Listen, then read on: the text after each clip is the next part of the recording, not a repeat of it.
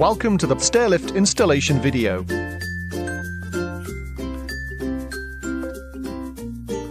Throughout the video we will show you how to fit the power supply and wall controls, as well as the track installation and the preparation of the carriage and chair.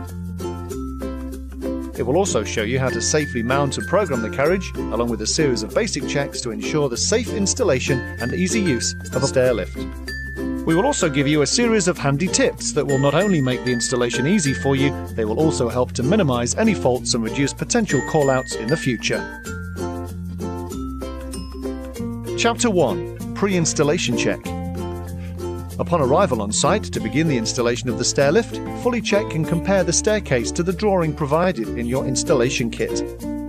Ensure that you check the staircase thoroughly for any noticeable obstructions, such as bulkheads, windowsills, dado rails or handrails, whether they are indicated on the drawing or not. Check to find the most suitable location for the power supply, ideally at the bottom of the stairs.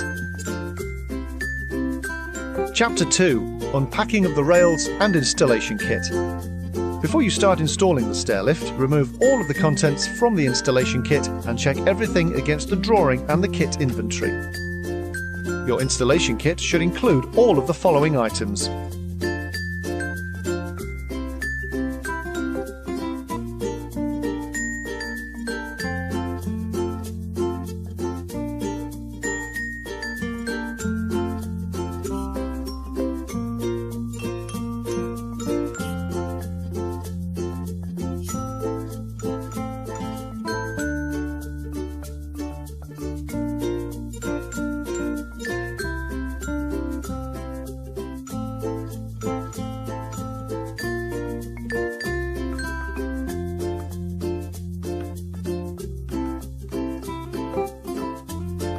Ensure that you have all the necessary tools in order to complete the installation. You will require all of the following.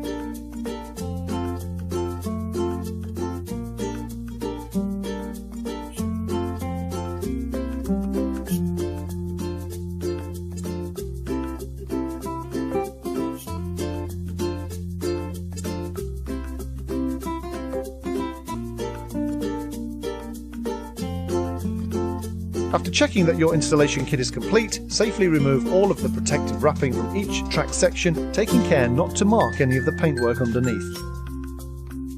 Identify each of the track sections accordingly using the identification tags provided, ensuring that the number 1 rail starts with the bottom section. Handy tip. Firstly, clarify with your customer with regard to any underfloor heating, alarm wires, pads or pipework that may affect or hinder the installation before you begin. Chapter 3. Installing the power supply and wall controls. Firstly, predetermine the most suitable position for the charger next to the power supply. Once you've identified this, mark out and pre-drill the holes in order to fix the charger mounting bracket onto the wall. Fit the plug to the charger and also any trunking that may be required in order to hide the charging cable. Screw the mounting bracket and charger to the wall, plug the charger into the socket, leaving the power switched off. Run the charger cable down the trunking and out to the required destination.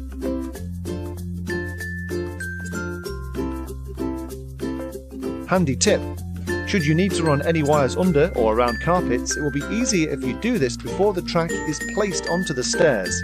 Also remember, with the charge wire, the black with white tracer is positive and the black is earth. To mount the wall controls, firstly ensure the holster is level, mark out and pre-drill the fixing holes, screw the holster to the wall, mount the directional sticker to the control unit and place this into the holster. Make sure both 9-volt batteries have also been fitted into the remote. Chapter 4. Installing the track. Take all of your leg bases and screw the 3 8mm grub screws into each leg base, ensuring that none of the grub screws protrude into the inside of the leg. Check the leg base positions with your installation drawing and place leg base onto the required steps as indicated. Starting with the top rail section and working down, place each section onto the steps and then into the leg bases. Be careful to gently rest the sections into each leg base in a freestanding position. This will make feeding the 2-cord charging cable through each rail section much easier. Carefully feed the charging cable through the bottom tube of each rail section from the top down to the bottom, noting if any intermediate charging points are required. Ensure there is enough cable pulled through to the bottom of the rail to reach the power charging point. Using a small magnetic spirit level as a guide, level each section of rail by gently tightening the grub screw on each leg base as required. From the bottom section upwards, join the first two sections together, ensuring that each of the joints have been greased. Whilst doing this, be careful not to trap the charging wire. Working upwards, repeat this joining process for all of the other rail sections until the rail is fully assembled and level. Once the full rail is placed together, remove any excess grease from around each of the joints. When you are happy with the positioning of the rail, pin each track section together using the 6mm joining bolts. Take care not to trap or damage the charging cable inside the rail. Leave each of the pins proud by approximately 2mm, then gently knock them home using the pin punch. Level the rail sections on both sides, undo the grub screws in each leg base and then retighten when the rail is level. Repeat this process for all of the other sections until the rail is completely level and fully assembled. Once fully assembled, double check all the levels around the rail and according to your drawing check all of the clearances. Firstly, check the clearance from the steps, then the clearance from the walls. Once all clearances are acceptable, loosen all of the grub screws in the leg bases in order to allow you to screw down and securely fix each base accordingly. This will ensure that the track is not pulled out of level. Before you begin screwing down each leg base, double check that each base is parallel to each step. When all the leg bases have been secured, retighten all of the grub screws to hold the leg base in position. Repeat this process for each leg base until they are all securely fixed and in position. Finally, insert the plastic bungs into the top of the legs after all leg bases have been fixed. Handy tip: if all the clearances are not correct according to your drawing, make sure the grub screws are tight, then mount the carriage onto the track and run it along the rail to make sure that it clears everywhere prior to screwing the track down. Chapter 5. Mounting the carriage onto the rail. Remove the carriage and the chair from the packaging and carry the chair to the top of the staircase. Leave the carriage at the foot of the stairs, as there is normally more space here, enabling you to work on the carriage freely. In order to install the batteries and radio frequency unit, remove both of the protective side covers from the carriage, followed by the front cover. Place the plain rubber pad into the base of the battery compartment, followed by the first battery on top, ensuring that the terminal is facing up. Place the second rubber pad on top of the first battery with the raised lip facing upwards. Insert the second battery on top with the terminals facing down. Ensuring the lift is switched off, connect the battery cables and then the inline fuse. Secure the inline fuse behind the elastic battery cable.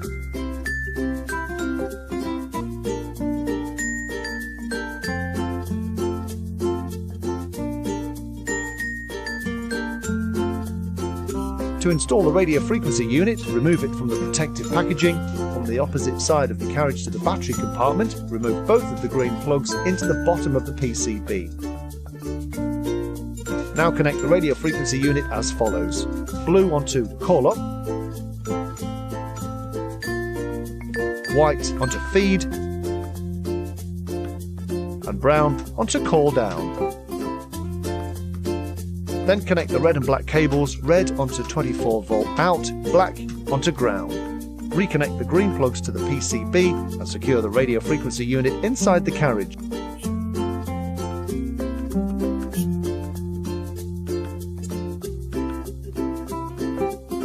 Replace the front cover along with the left side cover for the battery compartment. Now take the carriage to the top of the stairs in order to begin mounting it to the rail. Feed the excess charging cable out through the pre-drilled hole at the top of the rail. This allows you to later fix the cable to the charging point. To load the carriage, firstly insert the small, white, tapered loading plug into the bottom tube of the rail, followed by the larger loading bar, which is inserted into the top roller tube of the carriage. Now carefully lift the carriage using the loading bar and insert the bar into the top tube. Then, using the white loading plug as a guide, place the bottom roller tube over the loading plug and gently lower the carriage onto the rail.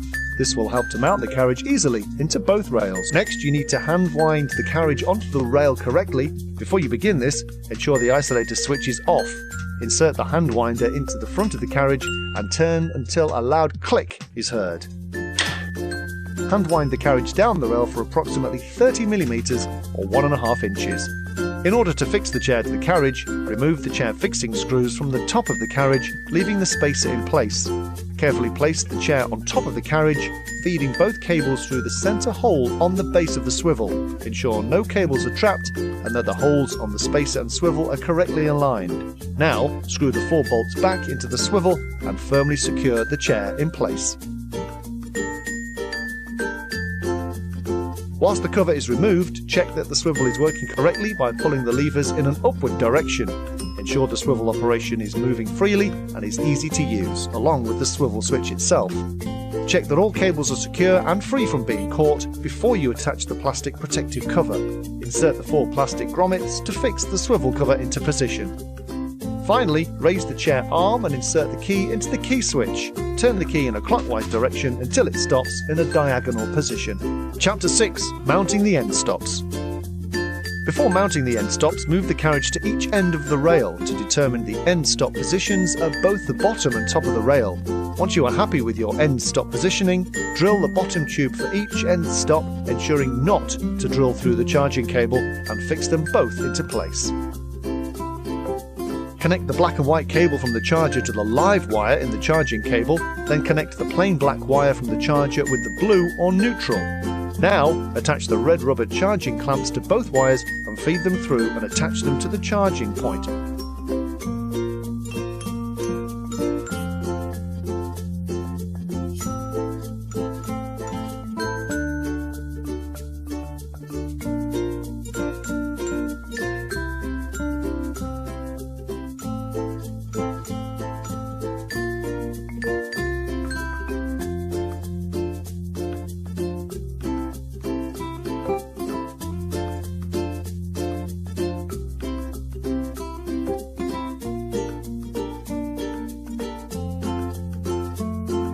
Repeat this process at the other end of the rail by attaching the internal charging cable with the second charging point. When you are happy with all the wiring connections that have been made, simply turn on the power supply and check that the carriage charges correctly, both at the top and bottom charging points. Chapter 7. Programming the Stairlift. In order to begin programming the Stairlift, run the carriage all the way to the bottom end stop and onto its charging point. Remove the right side cover of the carriage to access the PCB. Press the red menu button on the right-hand side of the circuit board for approximately 8 seconds. The word Program will appear on the display along with an S in the bottom right-hand corner. This S stands for Slow Speed. Next, run the carriage approximately 200mm or 8 inches away from the end stop. Again on the PCB, press the red Adjust button once. This is the button to the left of the two. Once pressed, the S on the display will change to F for fast speed.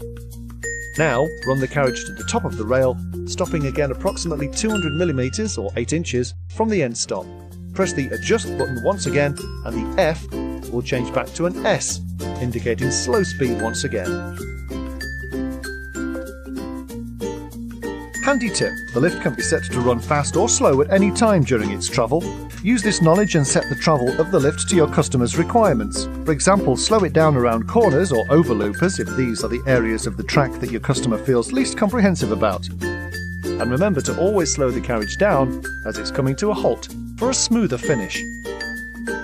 Chapter 8. Checking the safety features. Move the carriage to a suitable position on the staircase in order to fully test all of the safety features. Firstly, check that all downside safety edges are working correctly. These consist of the top and bottom skates, side cover and footrest. Now, repeat these safety checks once again, checking that all of the equivalent upside safety edges are also working correctly. Ensure that the safety circuit switches are working by checking that the swivel safety switch activates when swiveled. Also, check that the key switch safety feature is working. Finally, test the overrun switch by pushing the charge pin in to its maximum. Chapter 9. Cleanup. Before you commence the handover to the customer, make a point of clearing away all tools and any remaining kits, along with the removal of any packaging that may still be lying around. It's also vital that you thoroughly vacuum everywhere, leaving the customer's house exactly how you found it prior to the installation. As the majority of your customers will be elderly people, please ensure that they do not have to tidy up anything after you've left their home. Chapter 10. The Customer Handover. Upon completion of the installation, firstly complete the installation test certificate if this is required or requested. Ensure that you've fully demonstrated all aspects of the stairlift and its operation to the customer. This includes showing how to secure and fasten the safety belt, how the directional joystick is operated, pointing out all of the notifications on the diagnostic display, where the power charger is located and how to operate it, as well as how to switch the stairlift on and off. Finally, sign off all your required paperwork as necessary.